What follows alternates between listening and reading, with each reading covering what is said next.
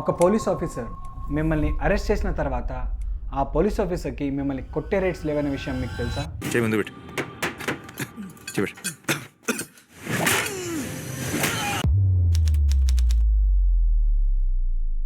Yes, మీరు విన్నది కరెక్టే. బై లా ఏ పోలీస్ ఆఫీసర్కి మనల్ని కొట్టే రైట్స్ లేదు. నాకు అర్థం కాలేదు సార్. నెమ్మదిగా అన్నీ అర్థమవుతాయి కానీ నా కూర్చో. రీసెంట్గా రిలీజ్ అయిన మోహన్ లాల్ మూవీలో ఒక సీన్ చూడండి. ఆ సీన్లో జడ్జ్ మోహన్ లాల్ని అడుగుతారు, ఏంటి ఆ గాయం, పోలీసులు ఏమైనా కొట్టారా అని. సో ఇన్ రియాలిటీ జడ్జ్ అలానే అడుగుతారు. ఇన్ కేస్ ఆ పోలీస్ ఆఫీసర్స్ మనల్ని కొట్టారని మనం చెప్తే ఆ జడ్జ్ ఆ పోలీస్ ఆఫీసర్స్ మీద ఎంక్వైరీ చేసి రిలేటెడ్ యాక్షన్ తీసుకుంటారు. మన లీగాలిటీ సిస్టమ్ ప్రకారం పోలీసులు అరెస్ట్ అయిన వ్యక్తిని చాలా రెస్పెక్ట్ఫుల్గా చూసుకోవాలి. బ్యాడ్ వర్డ్స్ యూజ్ చేయకూడదు. వాళ్ళని కొట్టే రైట్స్ పోలీస్కి లేదు. కానీ అరెస్ట్ చేసేటప్పుడు ఆ పర్సన్ తప్పించుకోవడానికి ట్రై చేసినా లేకపోతే ఆ అరెస్ట్కి ప్రాపర్గా సపోర్ట్ చేయకపోయినా రీజనబుల్ ఫోర్స్ ఆ పర్సన్ మీద అప్లై చేయడానికి పోలీస్కి రైట్స్ ఉన్నాయి. ఇప్పుడు ఒక కామన్ మ్యాన్కి తెలియాల్సిన ఫ్యూ బేసిక్ సెక్షన్స్ ఏంటో చూద్దాం. ఏ అఫెన్స్ కింద మిమ్మల్ని అరెస్ట్ చేస్తున్నారో దాన్ని ఆ పోలీస్ ఆఫీసర్ మీకు చెప్పాలి. ఇన్ కేస్ అది బెయిలబుల్ అఫెన్స్ అయితే మీరు బెయిల్కి ఎలిజిబుల్ అండ్ ఏదైనా సెక్యూరిటీ అరేంజ్ చేసుకొని మీరు బెయిల్ తీసుకోవచ్చు అనే విషయాన్ని ఆ పోలీస్ ఆఫీసర్ మీకు ఇన్ఫామ్ చేయాలి. మీరు అరెస్ట్ అయిన తర్వాత ఏ గ్రౌండ్స్ కింద మిమ్మల్ని అరెస్ట్ చేశారు అండ్ మిమ్మల్ని ఏ ప్లేస్లో ఉంచుతున్నారు అనే విషయాన్ని మీ ఫ్రెండ్స్ అండ్ ఫ్యామిలీకి మీరు ఇన్ఫామ్ చేయమని పోలీస్ ఆఫీసర్స్కి చెప్పొచ్చు. అండ్ అది వాళ్ళ డ్యూటీ, వాళ్ళకి ఇన్ఫామ్ చేయడం. వాళ్ళు పక్కా చెప్పాల్సిందే. అరెస్ట్ అయిన తర్వాత మిమ్మల్ని బాగా టార్చర్ పెడతారనే విషయం మీకు అనిపించింది అనుకోండి, ఒక రిజిస్టర్డ్ మెడికల్ ఆఫీసర్ దగ్గర నుండి మెడికల్ ఎగ్జామినేషన్ చేయించమని ఆ పోలీస్ ఆఫీసర్స్ని మీరు రిక్వెస్ట్ చేయొచ్చు.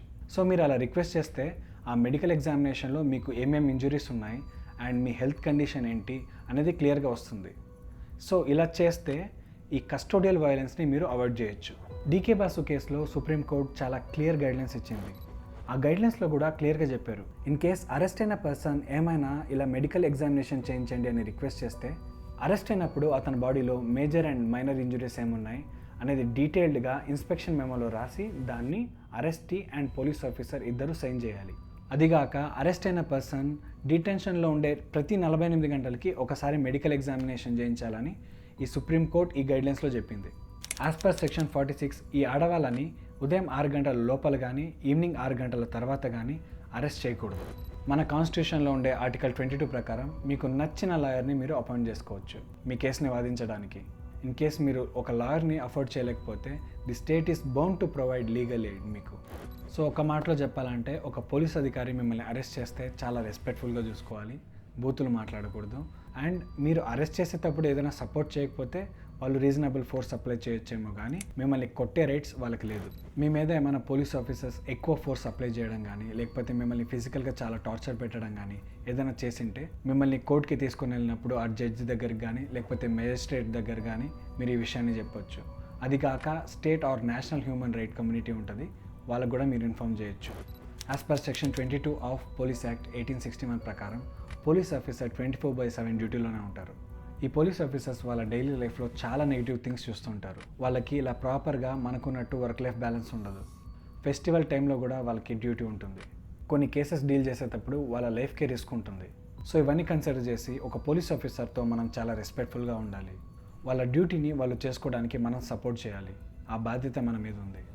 వాళ్ళ డ్యూటీని వాళ్ళని ప్రాపర్గా చేసుకునేదానికి మనం సపోర్ట్ చేసి వాళ్ళతో చాలా రెస్పెక్ట్ఫుల్గా ఉంటే వాళ్ళు కూడా మనతో రెస్పెక్ట్ఫుల్గా ఉంటారు అని నా ఒపీనియన్. ప్రతి ఫీల్డ్లో గుడ్ అండ్ బ్యాడ్ పీపుల్ ఉంటారు. ఇన్ కేస్ మీకు బ్యాడ్ పర్సన్ తగిలి మీ రైట్స్ని మీకు ఇన్ఫామ్ చేయకుండా ఏదైనా మిస్యూజ్ చేయాలని ట్రై చేస్తే మీరు ఈ పైన చెప్పిన సెక్షన్స్ అన్ని గుర్తుపెట్టుకొని మీ రైట్స్ని మీరు అవైల్ చేసుకోండి. సో ఈ వీడియో మీ అందరికి కొంచెం యూస్ఫుల్ అయిందని ఆశిస్తూ సెలవు తీసుకుంటున్నాను.